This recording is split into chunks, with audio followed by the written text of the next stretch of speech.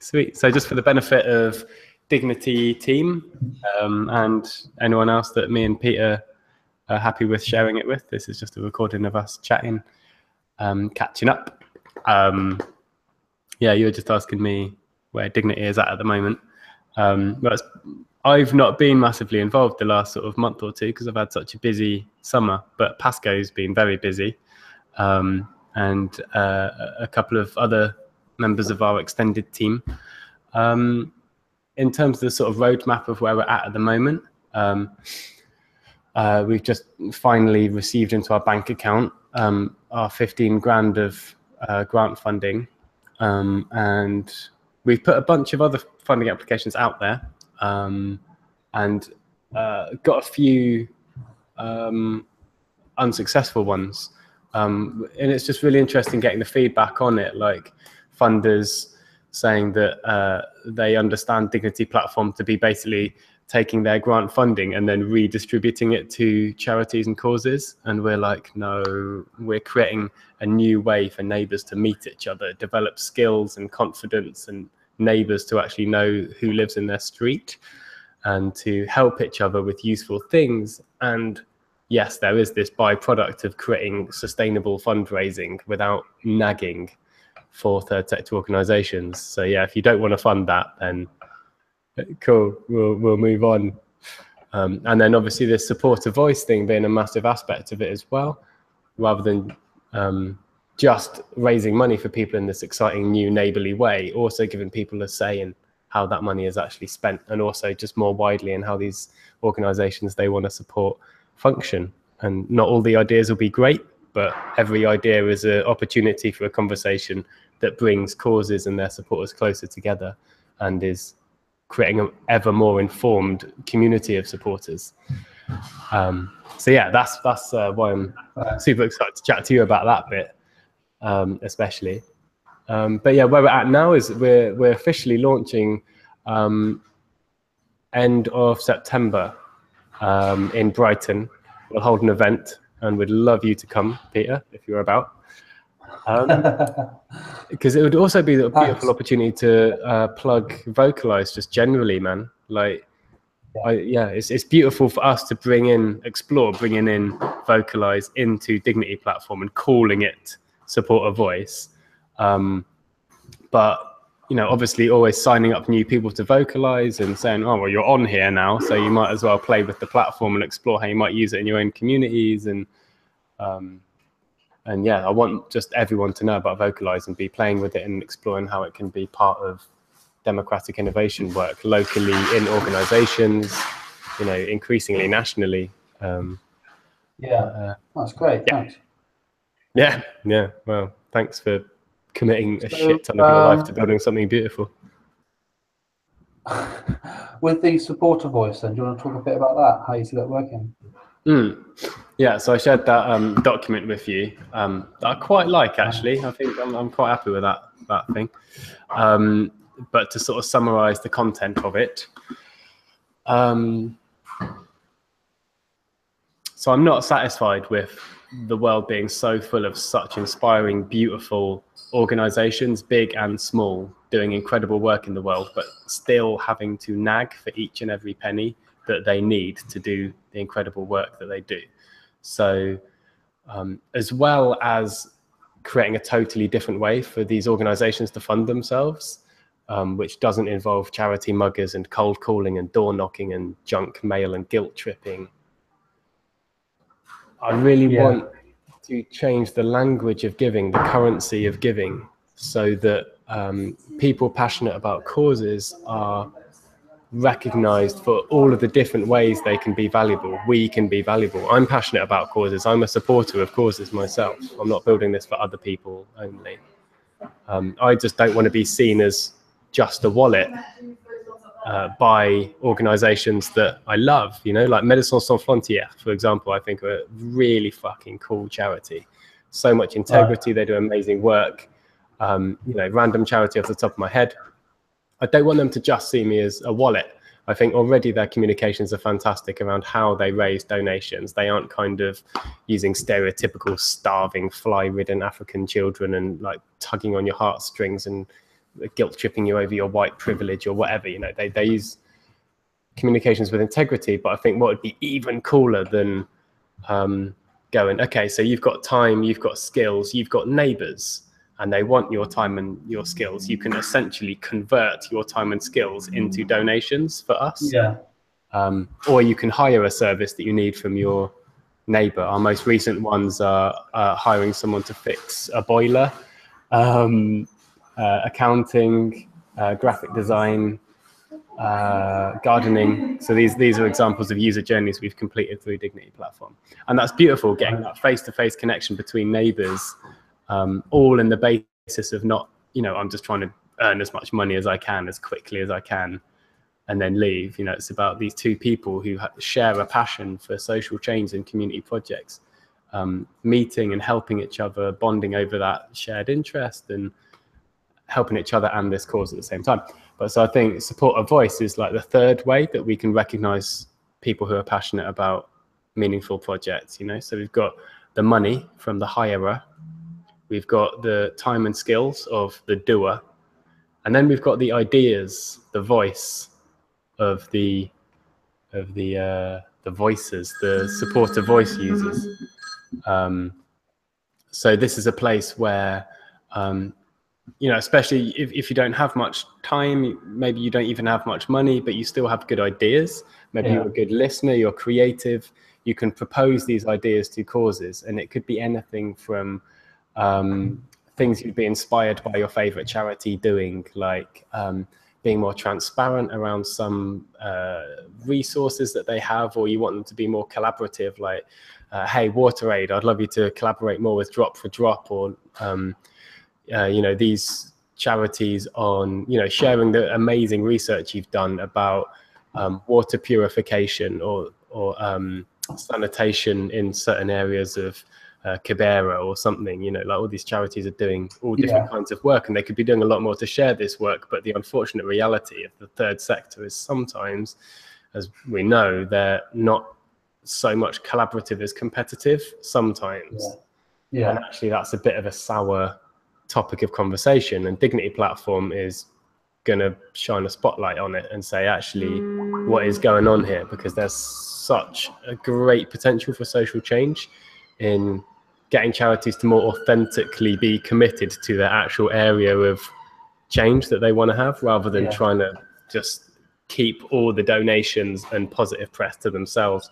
We pioneered this research, we had this social impact, we saved these people. You know, so yeah, supporter voice is a way of making it more interactive, educating supporters more, and ultimately just making them more tempted to support these organizations because they feel heard and listened to, and their ideas are you know, contributing to that amazing organization. It's going to make them more invested. What sort of questions would you be asking people, and what sort of conversations would you want to be having? You know, how granular would it be? I think we want to start off really open, and just really carefully, closely watch what's happening and be really responsive, rather than predict and control. Be much more sense and respond. But we need a clear invitation for people to actually do a behavior change, even if that's as simple as proposing an idea, which I'm sure I know you know more than anyone. But so we've got some what we call early adopter causes. So causes that we maybe have some personal connection with, like Sussex Night Stop here in Brighton, an amazing charity that tackles young people at risk of homelessness. So have you got, you're collecting then, you've got like a pool of money to distribute? Say again, a pool of money to distribute? What? Is that how it works? Have you got, has Dignity got a pool of money to distribute to projects? No. Do you mean like the ideas and projects and things people propose through the supporter voice? Yeah. No. So that's not quite how it works. So for example, right now we've just started testing using VocalEyes as supporter voice. to gather people's ideas about what Dignity platform could do differently that would make us more inspiring. So we're when we actually launch in end of September, we'll hopefully have a couple of other causes as well that are actively inviting. They're like saying, please give us ideas, rather than they're sort of imposed on causes. But they're not necessarily projects. They could just be small things. They could be something as small as, I'm colorblind and I find your website hard to read. Like, please, could you, use more helpful colors? Or you guys should run an event in the level where you match make people on the spot, like a sort of blind date thing, or, people can just bring all their creativity and mad ideas, and maybe a mad idea will inspire a genius idea. So yeah, they can be big, lofty, sort of ambitious proposals, or much smaller ones. I think what's most important, is that supporters feel welcomed to give their ideas, their criticisms, their concerns, and their ideas. When there's an interaction on the Dignity platform, they're limited to the number of choices that they can donate towards, are they? Okay, so yes, there's two very separate things. I just want to clarify, separate in your head as well. So there's the marketplace, which is the gig economy sort of matchmaking platform of hirers and doers. Yeah. Then quite separately is the supporter voice feature, where supporters can propose ideas to causes. So the marketplace, which is fully operational now in its kind of basic version 1 form, enables a user journey as a hirer or a doer. So if you're a hirer, whatever you actually need in real life, like right now, like I could probably use a haircut. I can go on Dignity platform, type in haircut, maybe 4 people come up, and I can hire any of those doers to come and cut my hair. The money that I pay, instead of going into their pocket, is going to causes. And those causes are chosen half by me as the hirer and half by them as the doer. And that's where our logo comes from. It's half of a pie chart. It also conveniently looks like a D for Dignity. Okay, yeah. And you can have multiple causes. We're trying to discourage people from having too many causes right now, because it's just so manual. And part of what we want funding for to develop this app is to automate a lot of the processes that we're having to do manually behind the scenes, like receiving PayPal payments and then chop them into pieces and then send them to multiple different causes after we found out what their bank details are, and then getting transaction IDs so we can prove to the hirers and doers that we've actually sent their money to those causes, rather than just being like, I promise we paid them. Yeah, does that kind of make sense, the like separation of the marketplace? So when you pay someone, then does all of the money go towards the causes, or do they keep a percentage of it? So by default,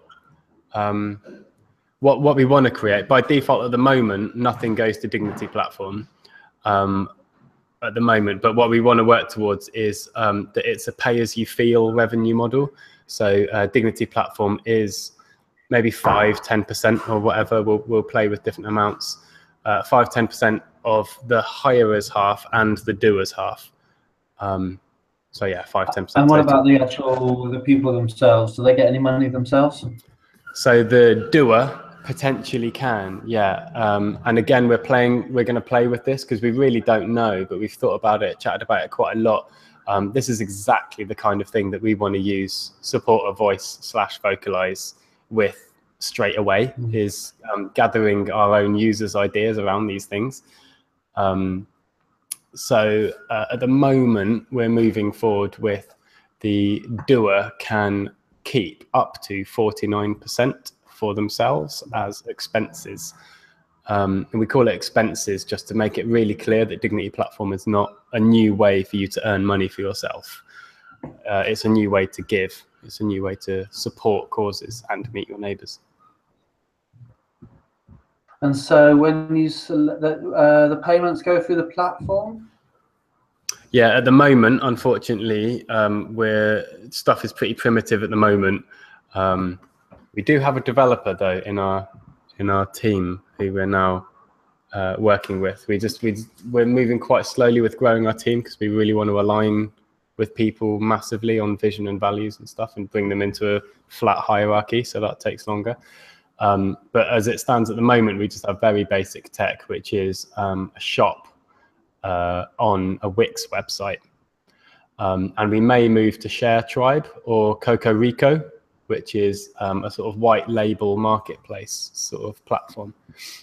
So Danny, our the guy sort of leading on our tech stuff at the moment, is currently exploring how he can adapt an open source version of Share Tribe, I think, so that we can ideally bring in our own payment processor. We're using PayPal at the moment, and it works. You know, like you can use Dignity Platform right now, beginning to end, and it works.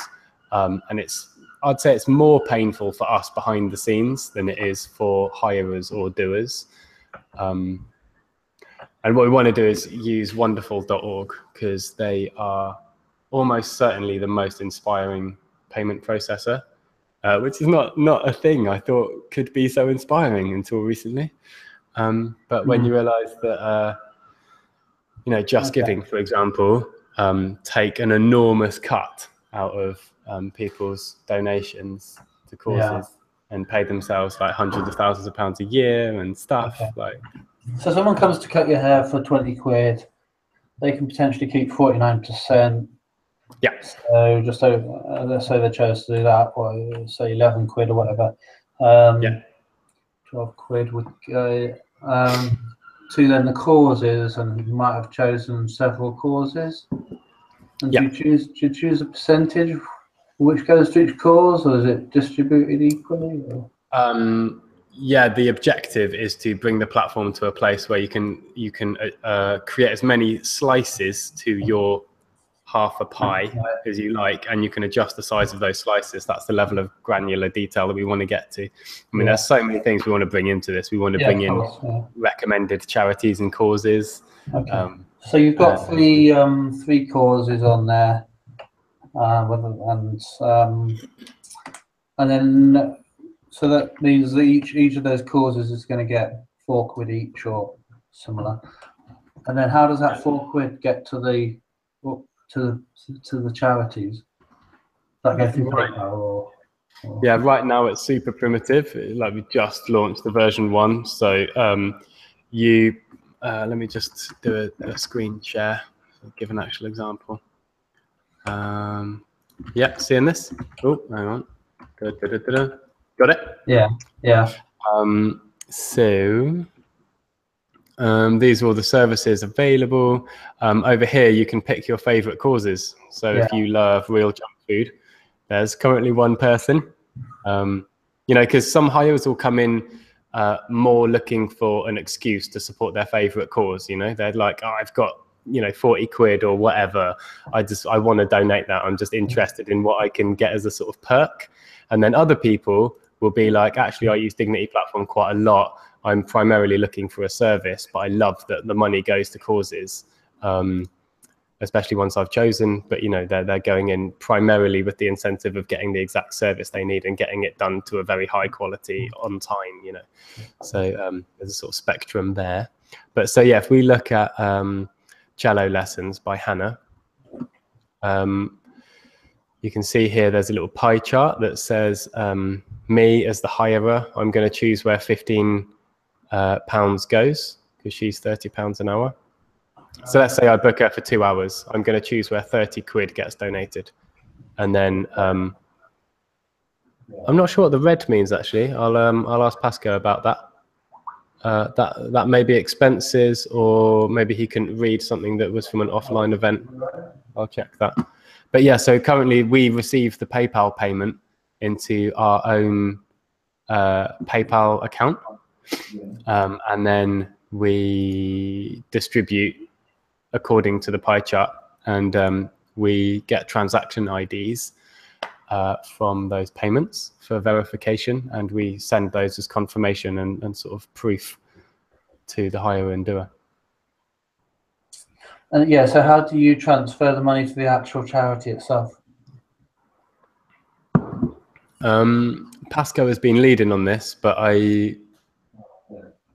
maybe he does it by bank transfer, or I can find out.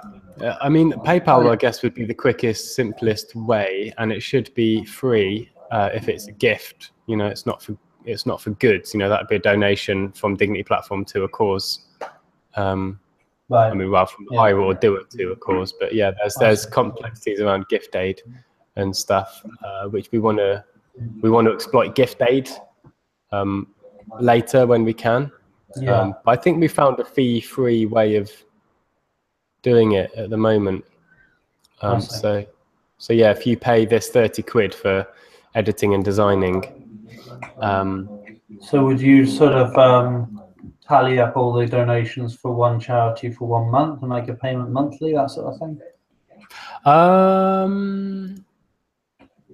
I think it's immediate at the moment. I don't think we currently do it by the month, just because we don't have much. You know, it's just started, so there's not a huge amount of activity on there yet.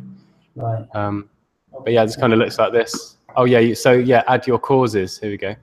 Yeah. So how do I remove? Oh yeah, here we go. Okay, so I'll remove that. I'm just going to get some editing and designing work from this person, and then I'll add my causes. So I haven't made an account on here yet. It's quite straightforward and easy for a hirer. So it says I can support 2 causes. So I'll put Dignity and VocalEyes, and then press done. And then that will be a note to the seller. I guess in this context, the seller is Dignity Platform. And then check out with PayPal. And then, yeah, now it's taken me through to the PayPal sort of payment process. Okay, yeah, I will do. Right. Okay. Cool, done a lot of work. Yeah, man. Yeah, a lot of that is Pasco. I won't lie. I don't know what I'm doing with all my time, but that boy has definitely been busy on there. You've been out partying all summer while he's been closing the platform. I make all the folders. I make all the folders look pretty on Google Drive while he does. Sounds like you have the art of delegation down to a T. I think we have the art of self-organisation down pretty well actually at the moment. But no, yeah, we're doing stuff like we're always doing. I know. You don't have to justify yourself. It's all right. It's okay. It's okay. No, but it's a big journey of learning, man. It's not easy to self-organize, you know. Like in many ways, it would be much simpler to have one person, like whoever it is, kind of telling everyone what to do. But I feel like if we can really get it right, this self-organizing thing now, and know what each other are doing and what each other are good at and what each other enjoy doing and dislike doing and want to develop skills in, and how much we've got on our plates. There's still a lot of leadership in self-organization, though, you know. Definitely, yeah. So it's about finding the right balance, isn't it? You know.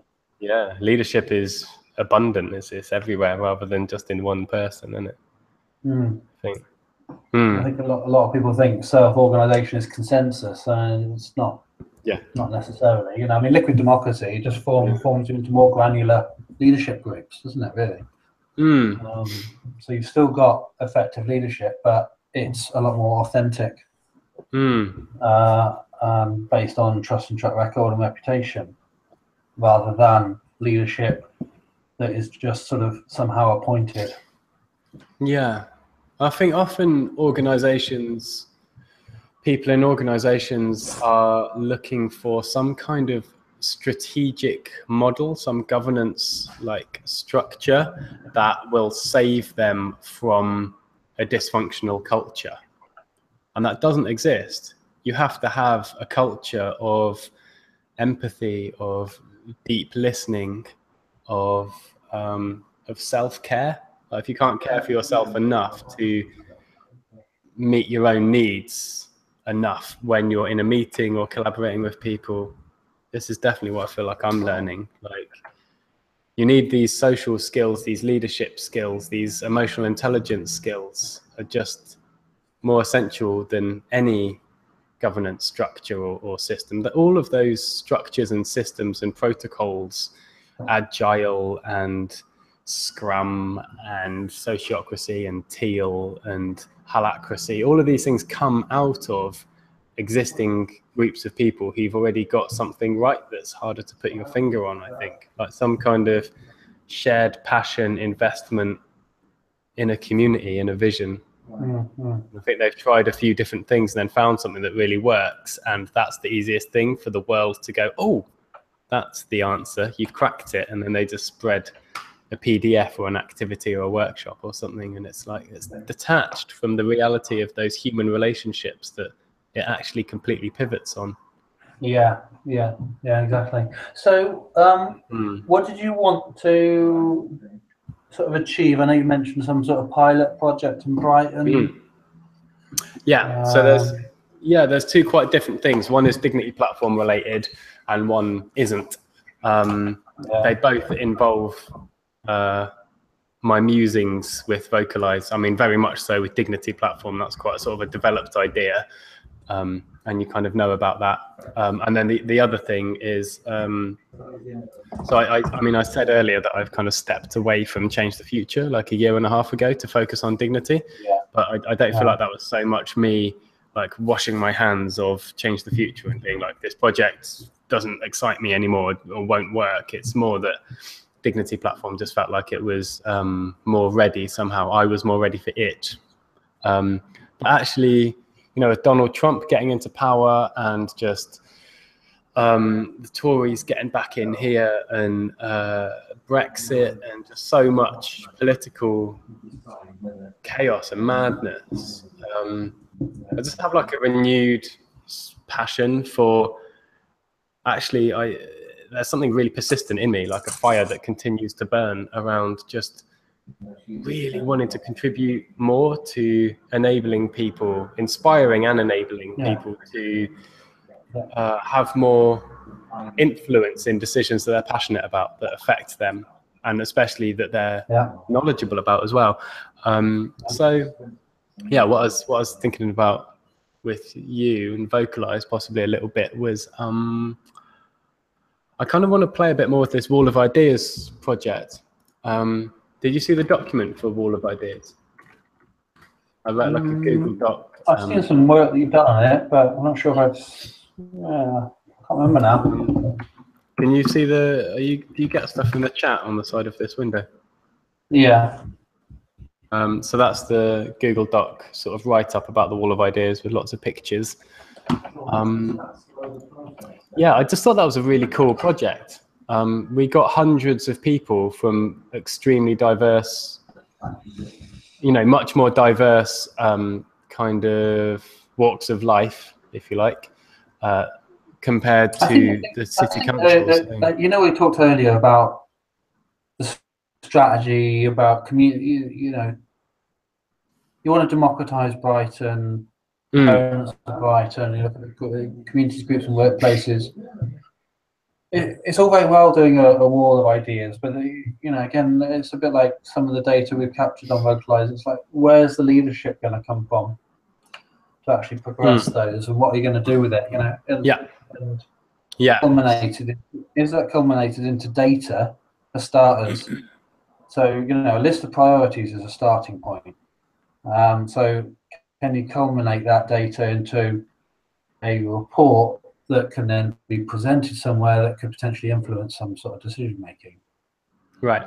That's like the first step in a sense. And if so, which communities are you planning on? Will it influence?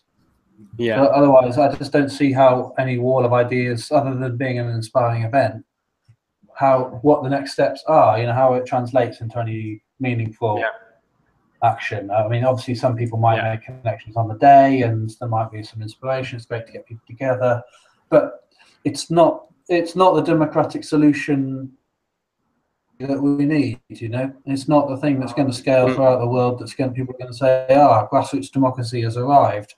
You know what I mean? I'm not saying it's not part of it. It's debatable, you know? Yeah, I think it's a part of it. I think it's one example of a part of it. I don't think there is the thing that is the scalable solution to, you know, there'll be elements of it. But so just having had. But I'm saying how you know, what influence did your wall of ideas have? You know, what's translated into meaningful action?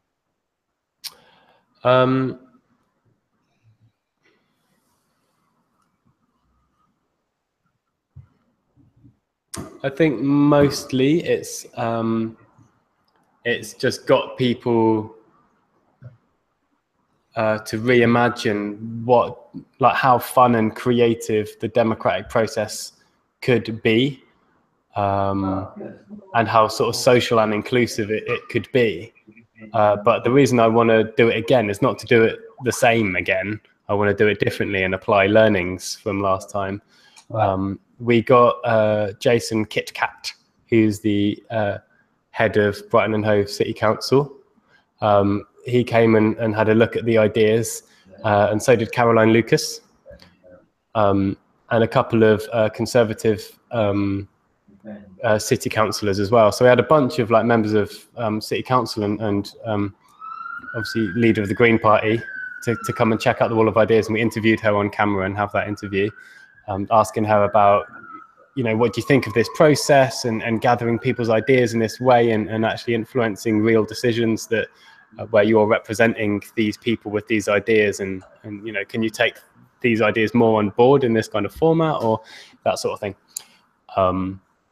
So yeah, this time the main thing I'd like to try differently is. But what was their response to that?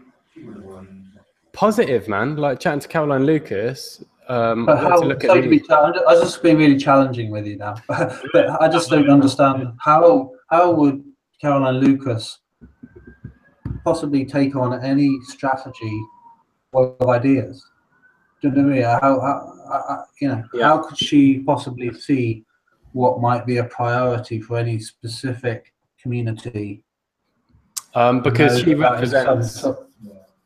she represents people living in Brighton and Hove, and you can see which are the most popular ideas on the wall of ideas and which are the least popular, and you can see which are the most detailed and well thought through, because it has a color-coded system whereupon people can build upon each other's ideas, and there's a way of sorting out the most popular and the most specific from the ones that are more sort of vague and broad in general. If you could build that as an interactive screen, that whole board, so it was all digital, and so people could, so you had sort of digital post-it note sort of thing, and people could stand there on their phones and they'd see it come up on that big board. That might be quite interesting. Yeah, for sure. Because it's about it's about holding the conversation, so it's a non-stop conversation. Yeah, totally. Kind of frustrating because this is sort of the culture is, we'll do a one-off event and find out what people want, but these it's so complex and there's so much detail. There's so many different communities, like we just said, that we've talked about, in terms of the granularity of the different, you take a city and you break it down into its communities, and you've got the groups and the workplaces, and then they divide down into their different stakeholder groups, and often multiple stakeholder groups within one organization, and they've got to all have their conversations on multiple different topics. So there's such a level of detail that I can only see digital. I could see what you're doing there being far more effective if it was far more granular, in terms of this very specific stakeholder group on these specific topics, for instance. But again, it's about capturing that data. It's about holding the conversation prior to the events. So I always go to events, they've constantly got these post-it notes, and my frustration is that if you use the digital platform prior to the event, then you've got 50 or 60 people turning up, and when you arrive at the event, you're not asking people what their ideas are. You already know what their priorities are to a general degree, because people have been discussing it online for the last couple of months. So when you get to the event, there's you focus on not spending lots of time on your phones or anything, but making sure everybody's onboarded and that people understand how to use the process. And then you can move fairly quickly on to the aspect of it, and asking people, well, who's prepared to commit some time? Who's really enthusiastic about any of these particular issues and might be prepared to contribute to them in some leadership form or contribute towards a working group. And you can get straight on then to your working group. So rather than people sort of competing over different ideas, which is a sort of, sets up that sort of competitive atmosphere, you get a much more collaborative atmosphere where people are now forming groups around ideas of making stuff happen. And now they've got a task of going away and doing some research for feasibility on best practice and coming back and presenting to the group in, maybe a month's time or something like that with 3 or 4 particular methods of actually making that particular idea happen. And so, and anyone, you're starting to move towards the next phase of the idea, which is turning into a project that could be crowdsourced.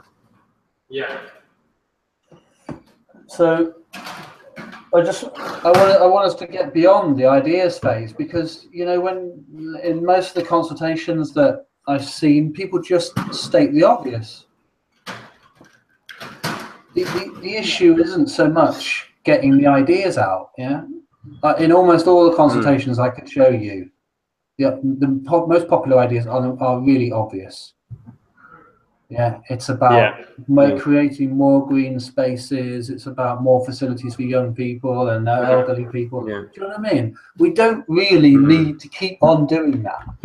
What the real challenge is, how do we make some of these really obvious common sense priorities? How do we get people mobilized and also get the funds mobilized around making some of that stuff happen? That's why our top priority now is really, and the focus has really shifted to participatory budgeting, because at the end of the day, usually you need some money to make stuff happen. Obviously, you've got even in organizations, you've either got you've got purse holders.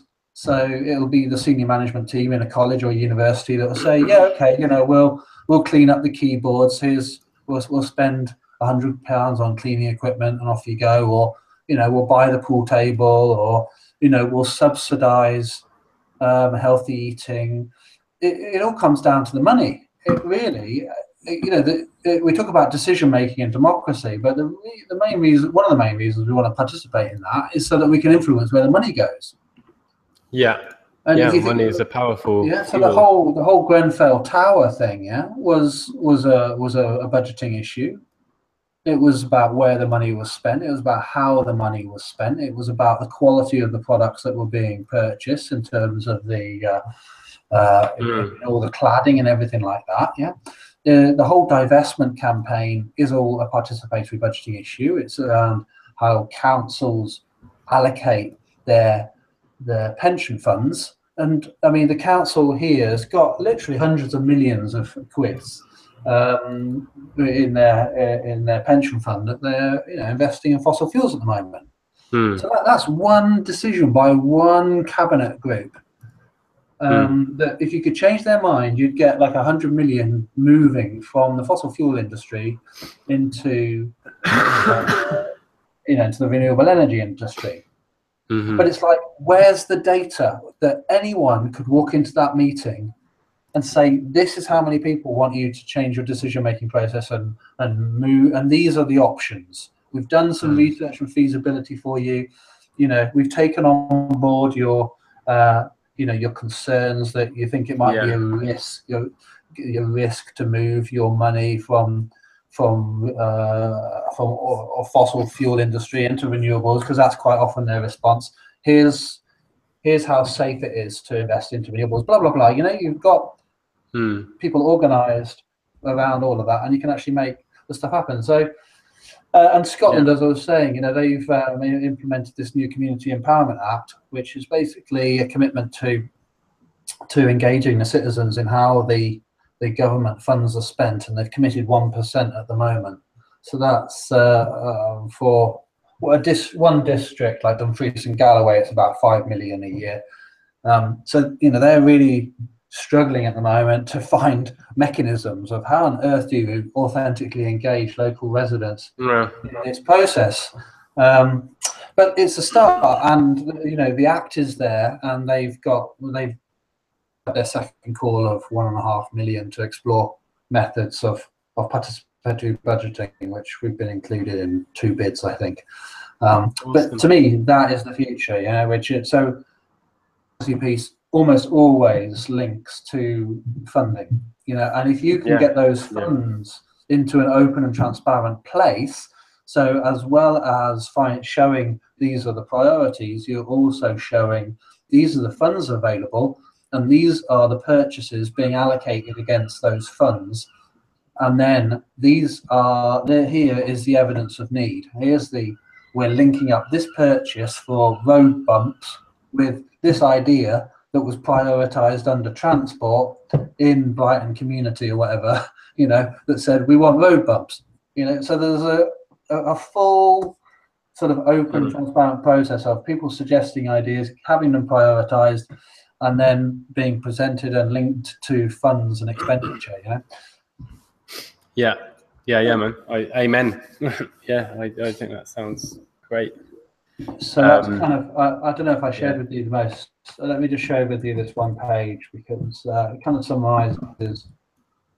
And I just think democracy, the motivation to engage in democracy is far higher if the headline in your group says, well, you've got 5 million quid to spend, you know, or I mean, every councillor, for instance, in Swansea has £10,000 annually to spend in their community, and there's 36 wards, and there's 72 councillors. So on average, 2 per work out like that. But some wards have 5, and some wards have 1.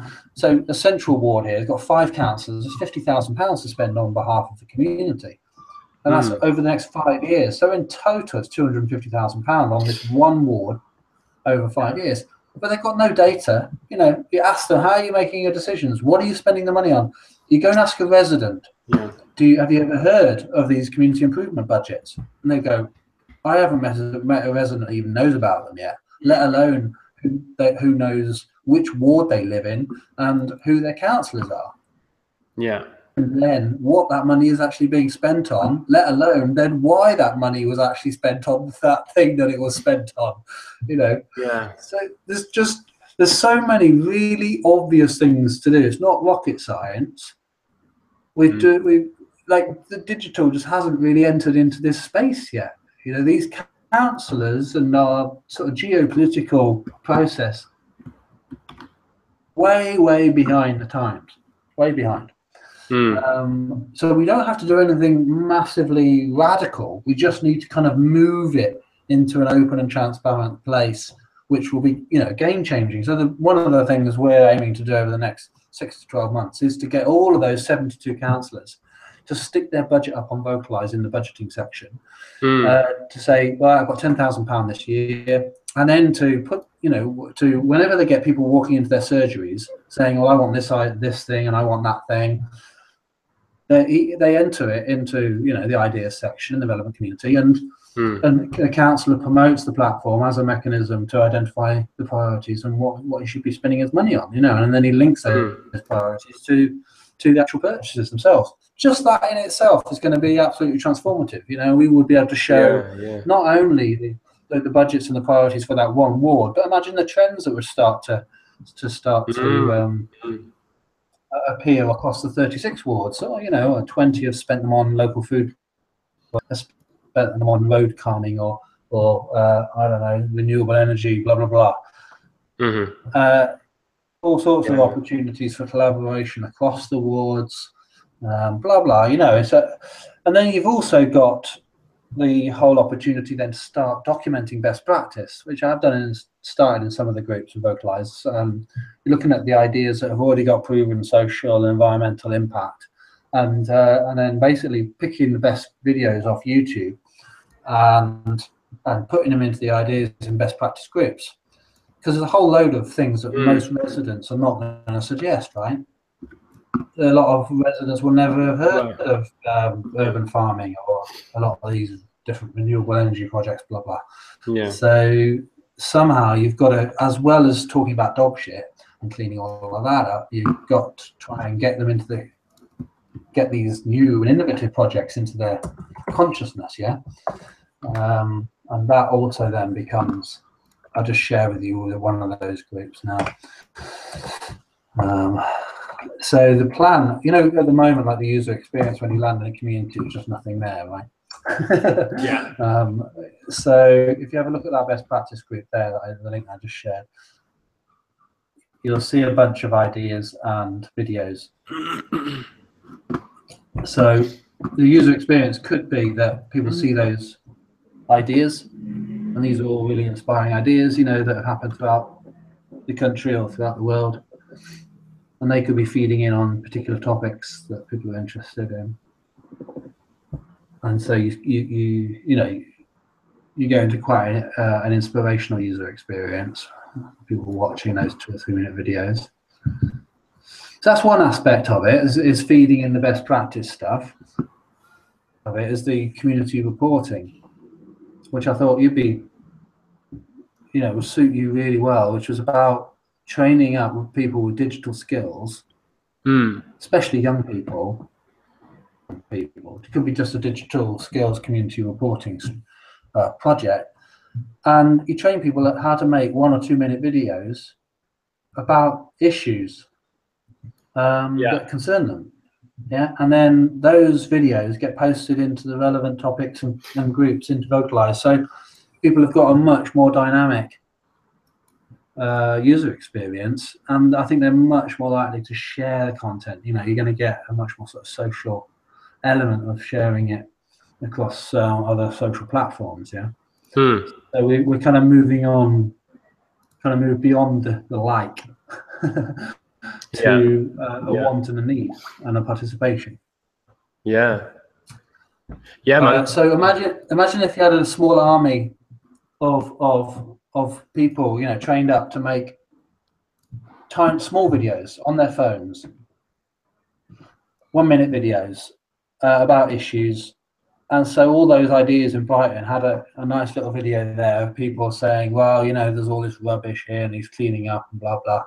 And then really tangible to present to the councillors. And when it comes to hustings or when it comes to council meetings, you've got loads of evidence. You know, you can show, here's an idea, it's been rated by 650 people. You know, which councillor in this room is going to do something about this? You know, and a lot of councillors would jump on it because they want to be seen to be engaging.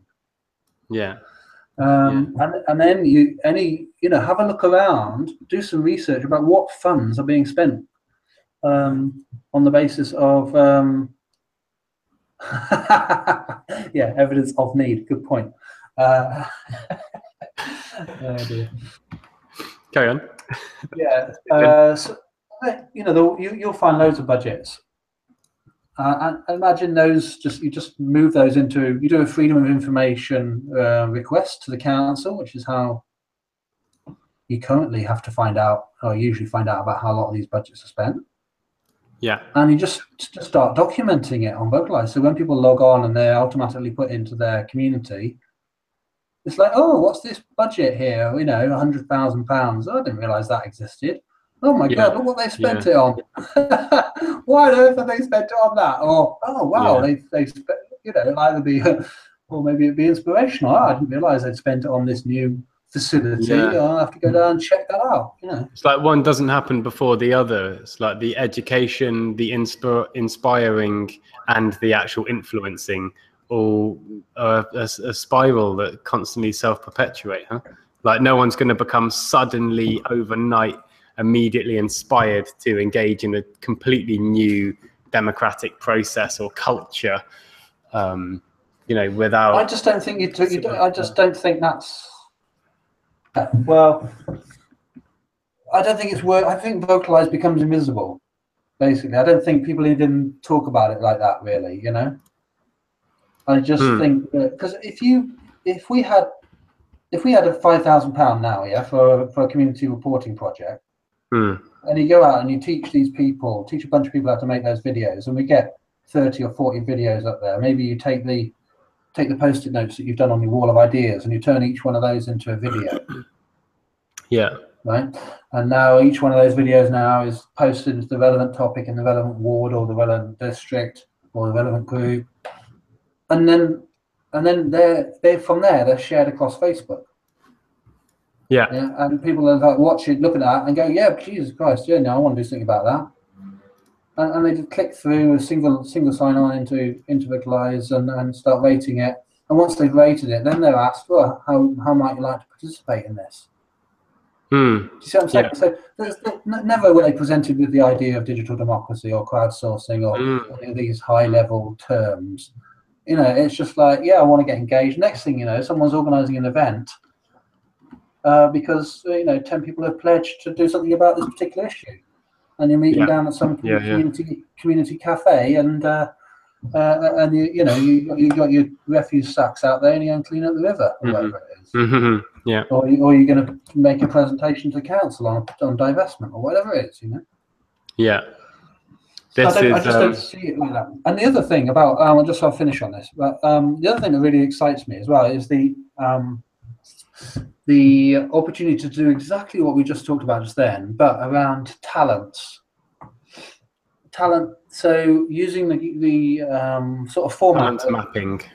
Well, yeah, well, more for sort of entertainment and fun. Yeah, so it becomes a kind of more fun element. So it's using the format that we already have on Saturday nights. Yeah, which is entertainment and voting. So all the biggest programs on TV. Right, yeah, Britain's Got Talent and Strictly Come Dancing, and they've got these two components. Yeah, they've got entertainment of some kind, and they've got voting. So I've always thought, how could you bring that down into a real life experience? Yeah, because clearly, if there was any better formula, they would have that on TV instead. But this formula of entertainment and voting is clearly like the best possible thing that they can think of to create the most viewers. So if your little army of community reporters, if they were also mapping, doing 1 minute videos on anyone that's got any talent, what's anything, you know, they might be able to spin Diablo, they might be able to do poetry, whatever, but it's really hyper local. So these aren't necessary, these probably aren't professionals, you know, these are people just with talents, and you know, they're not doing it professionally. And so then from those list of priorities, obviously those videos go up into an entertainment group in Brighton. People share them across their social media, and I think you'd have probably a lot stronger social shares on that sort of stuff, because people will be leveraging their networks. And what we do is we come up with a really good prize for the most talented people and the most popular people locally, which is basically that we're going to get them more high-profile acts. This is what we've done here in Swansea. So there's a fringe festival that goes on annually. So we're going to be running bi-monthly fringe events, crowdsourced events. We're just calling them crowdsourced events, basically. And we're going to take the lineup from that list of talent that's on that group, that's been prioritized on that group. And we're going to run like Jules Holland style events where people will just perform, you know, maybe 2 or 3 minutes, maybe 15 minutes, whatever they want, you know, just be fun, be low key, be informal, and and then from the best of those, we will help them get more high profile gigs and supporting bigger bands and all this sort of stuff. Yeah. So I think that in itself is actually a really fun way. Everything we've talked about, the democracy piece, is all really dry and serious and all the rest of it. But I see these events, these crowdsourced events, actually being a really fun way to get people engaged. And so when you come to that event, that will probably be some sort of pop-up event. I'm sure you've got lots of different venues you could hold that sort of place in, you know, that sort of event in. Yeah. The sort of grungy, grassrootsy style venues.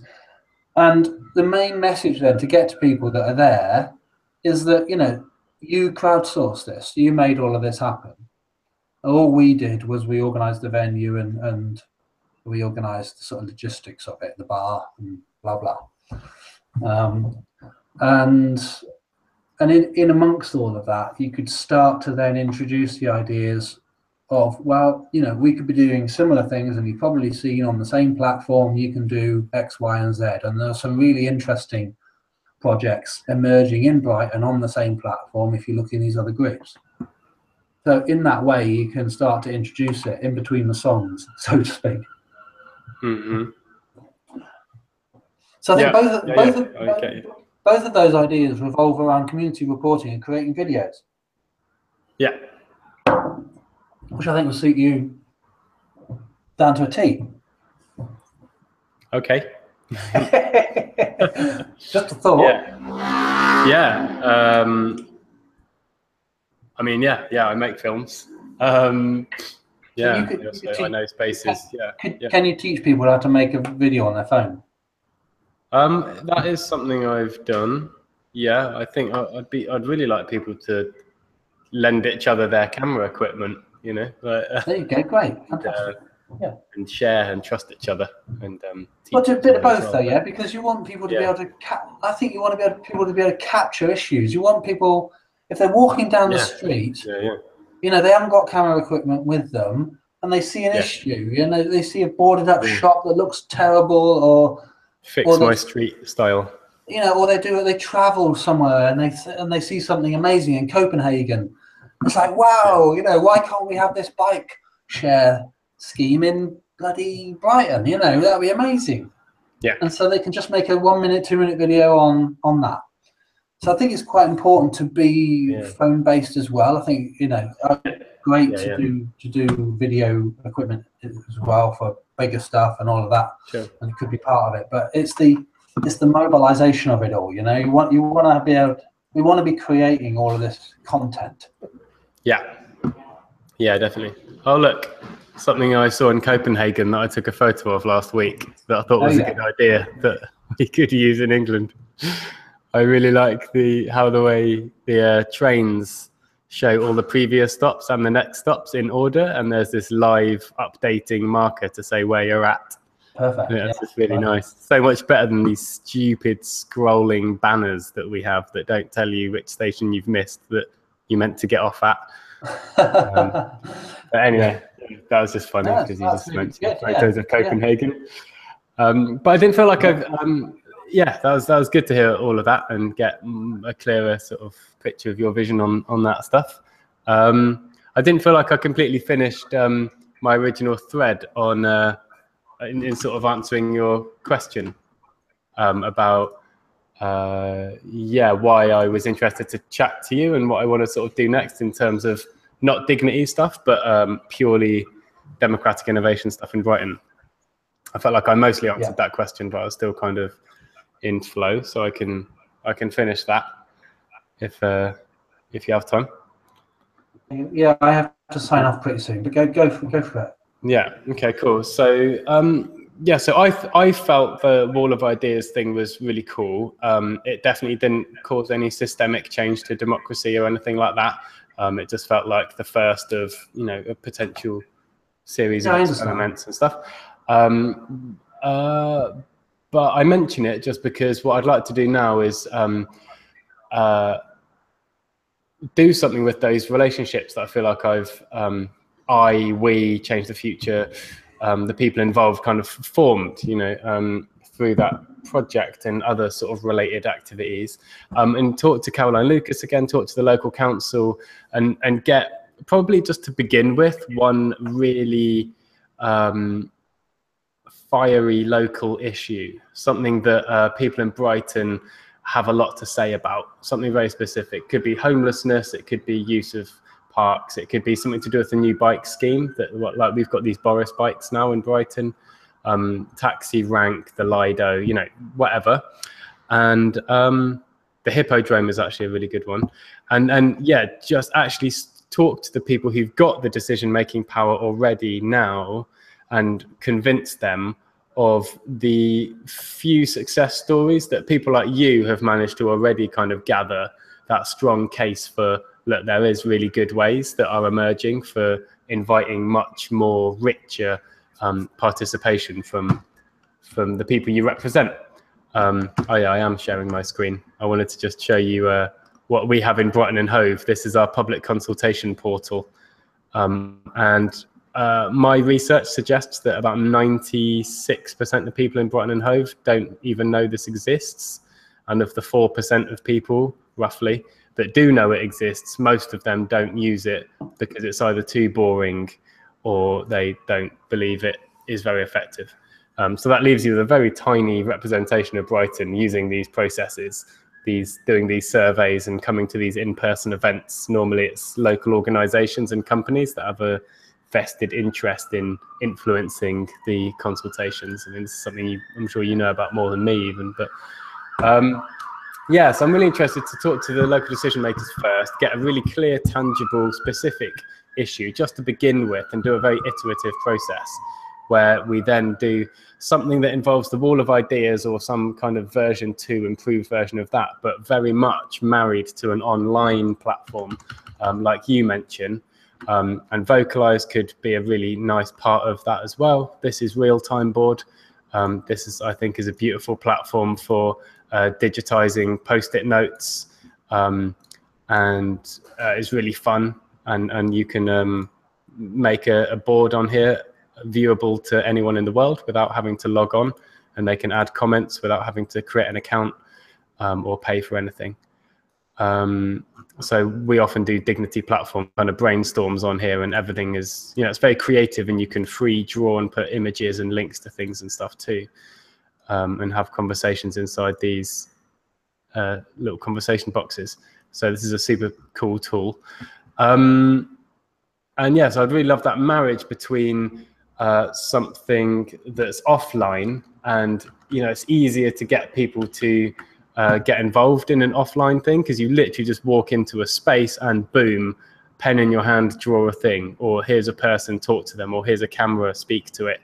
You know, there's no sign-up process. It's just very fun and engaging way in. But to marry that with digital would be awesome. And in the context, I think, of not doing what I did last time with the wall of ideas and just going, let's put some ideas out there and hope that they go somewhere. That wasn't quite what we did. But yeah, as you say, as you sort of suggested, you know, those ideas aren't implemented now, 2 years later. I still don't think it was worthless, but I think, yeah, it would be much cooler to kind of invite.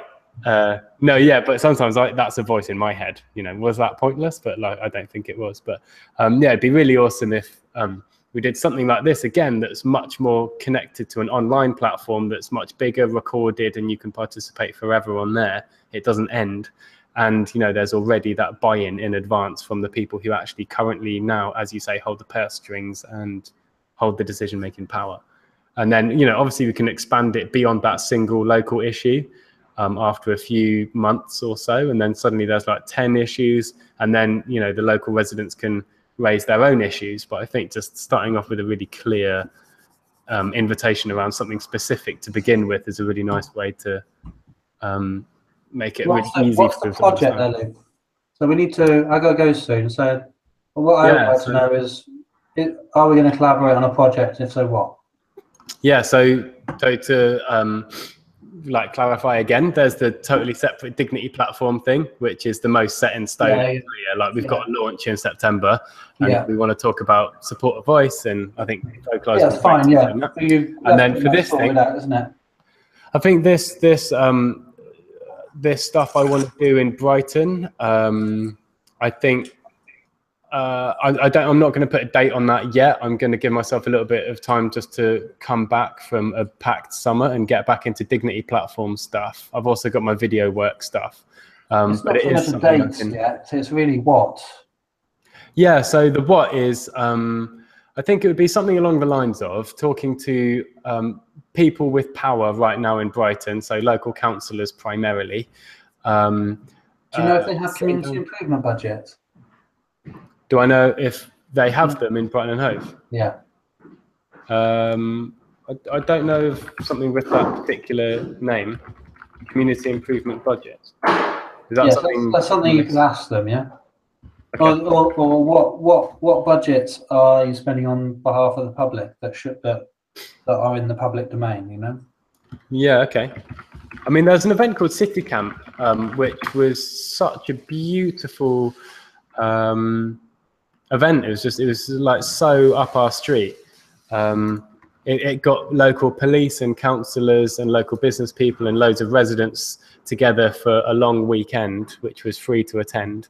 A real diversity of people coming in, problem solving and brainstorming ideas for improving our city.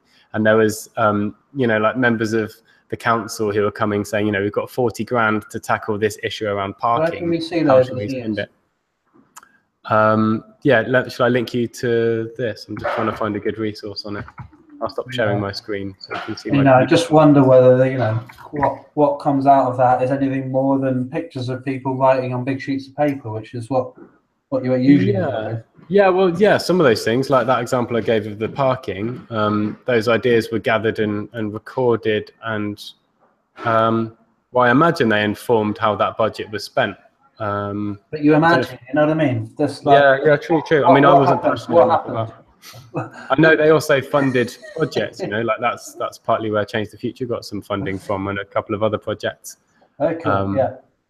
And they sort of gave consultancy as well for these startup community projects too. Right. Yeah.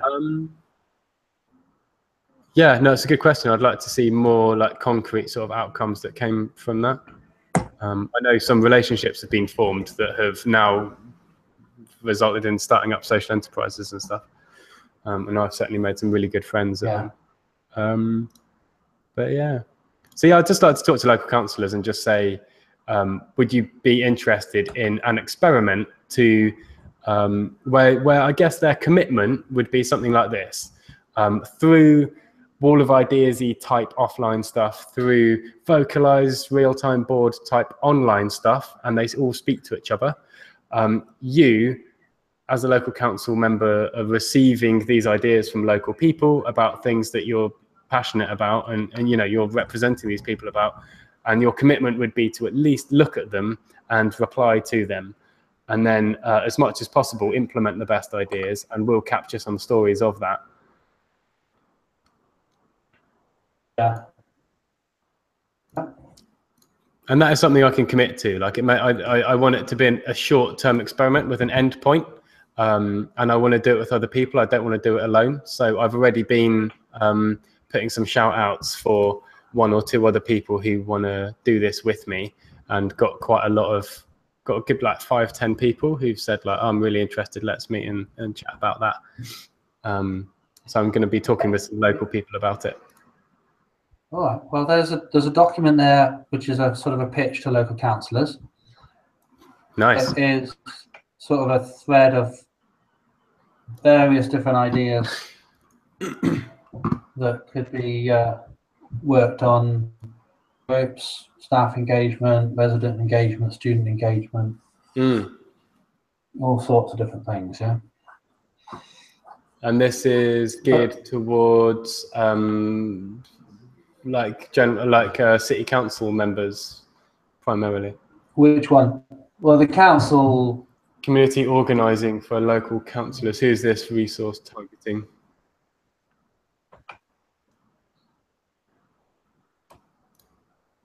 Oh, I think I've lost you for a couple of seconds there. Say again. Yeah.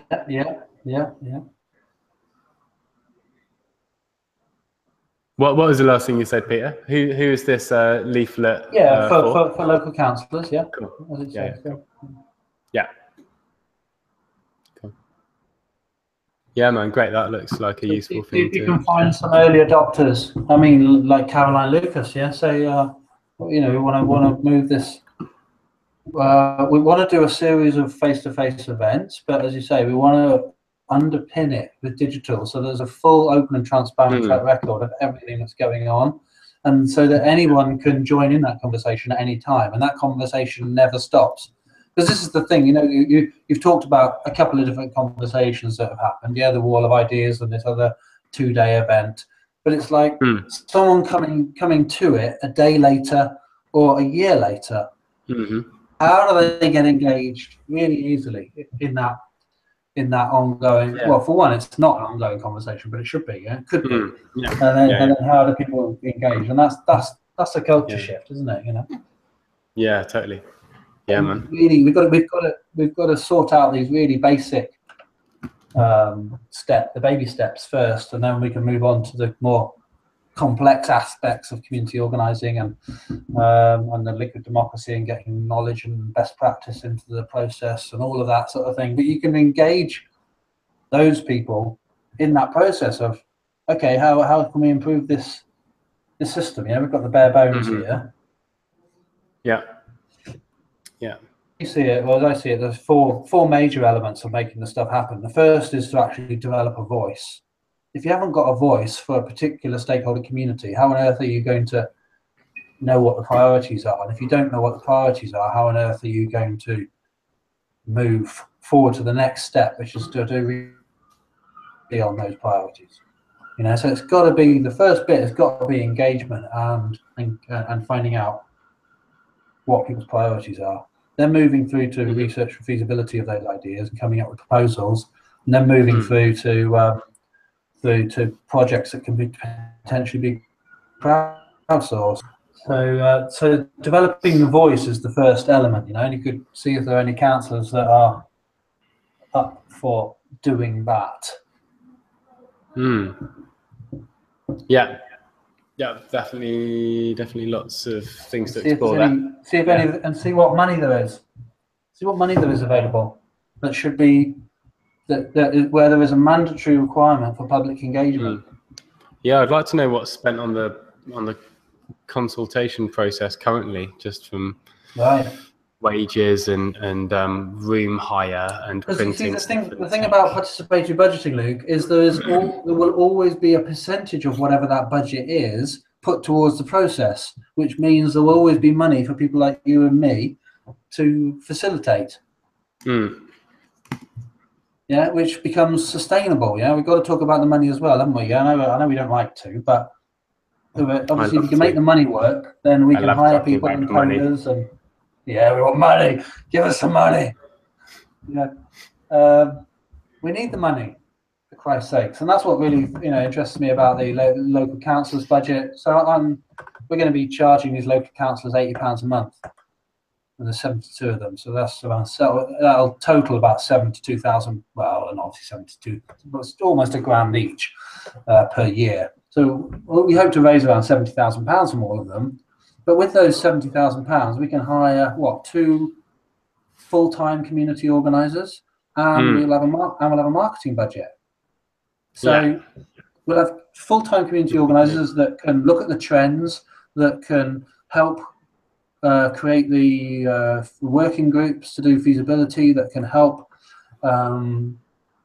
set up the projects to be crowdsourced. That can push all the priorities into the local papers. And make it actually part of the local system and something that everybody's actually heard about, where they're seeing data in their local newspapers about, these are the priorities for Sketty and Uplands and blah, blah, blah.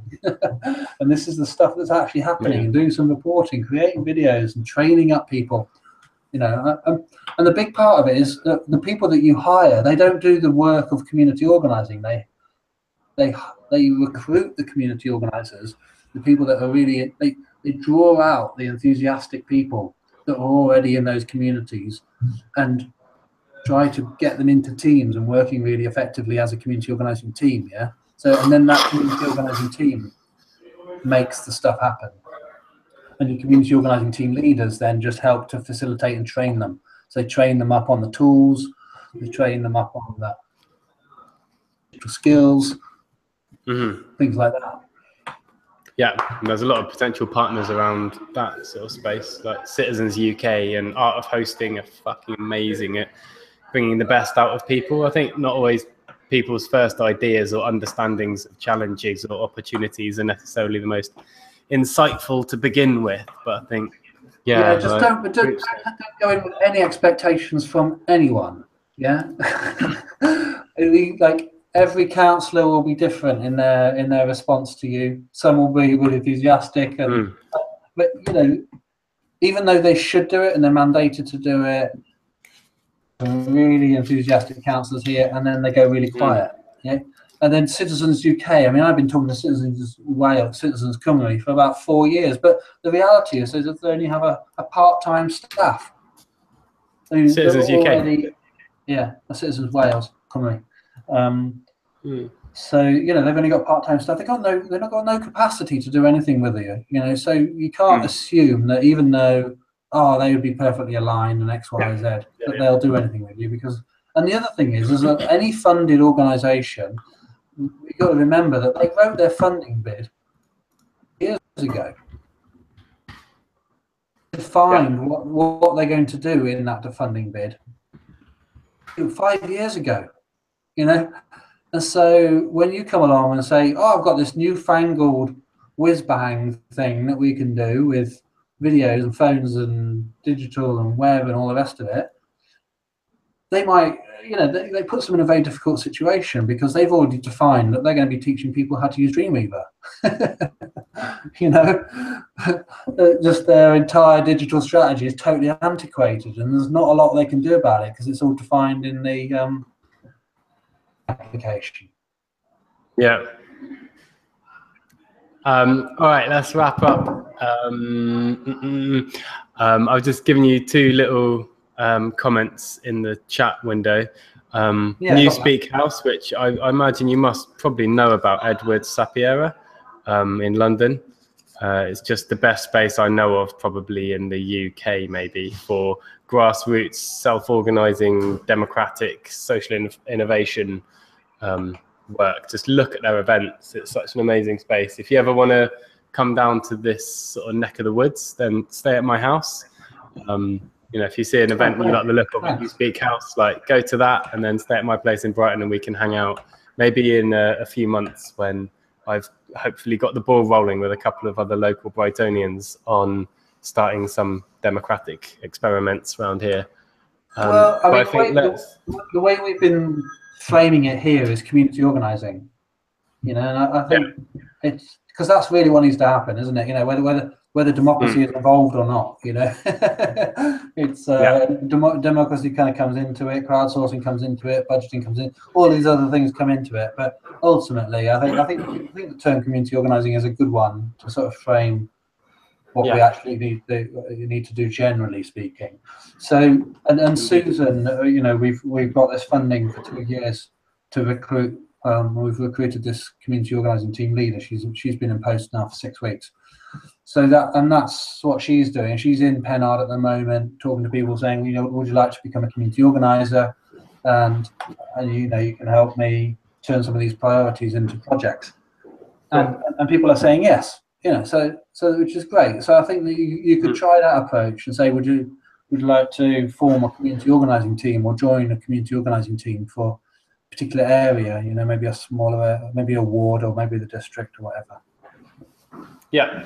I've already got an idea how I want to do that, and I've already started with it. Like I say, in conversations with a couple of people about getting together and checking how we align and match as a little team. Start the ball rolling on something, but I'm gonna be more invested in that after I've got back into the swing of things. In a few weeks. But I just wanted to finish sort of like. Well, listen, you know, what we need is a tangible project, and we need to create a case study.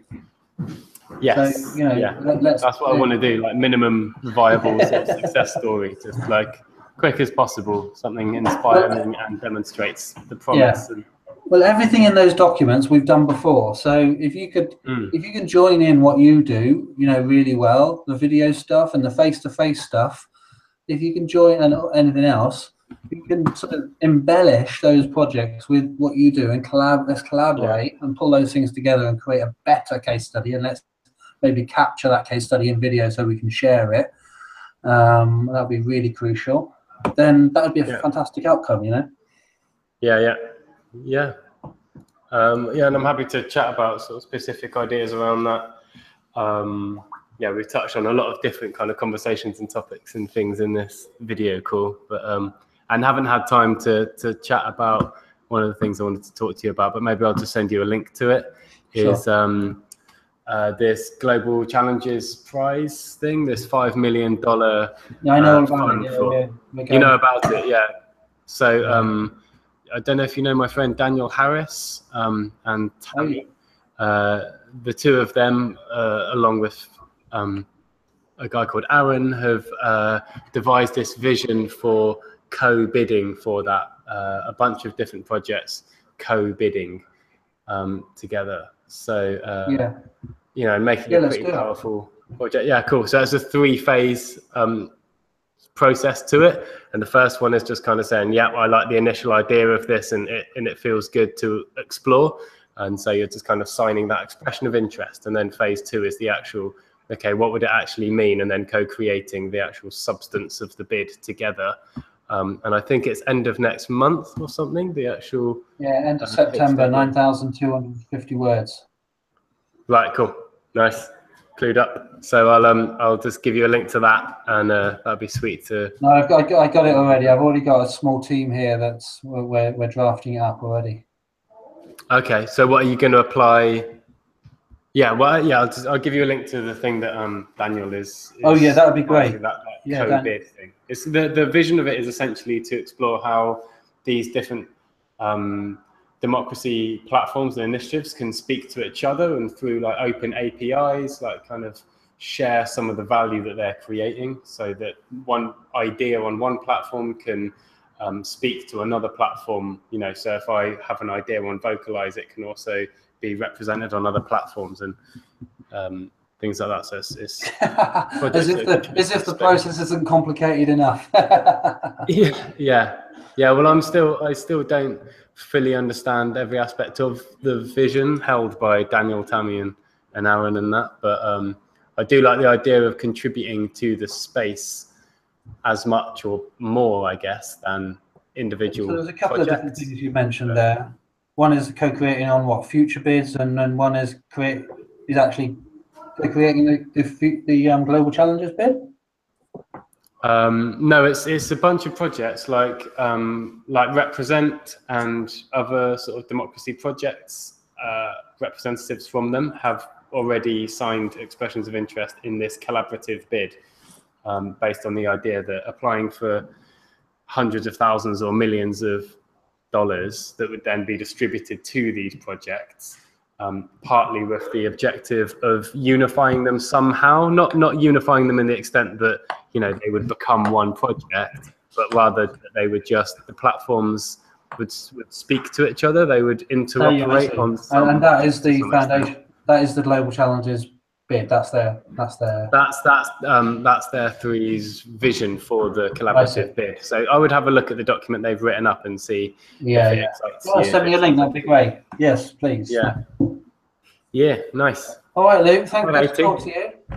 Yeah, cool, thanks, man. And thanks for being so reachable and stuff regarding sort of embedding things on Dignity and testing out VocalEyes for support of voice. That's really useful. No worries. Apologies for ranting a bit. Whenever I see post-it notes and big sheets of paper, I think I start to see red, I'm afraid. Fair enough. Yeah. Anyway, cool, all right, mate. I'll see you soon. Nice one. All right, cheers, Pete. Oh yeah, and are you comfortable now we've finished this conversation, you happy with me sharing this with Pasco and others in our team if they're interested in catching on bits of it and stuff? Should be fine. Cool. All right, nice one, man. All right, mate. Cheers. Have a lovely evening. See you later, mate. Bye. Take care.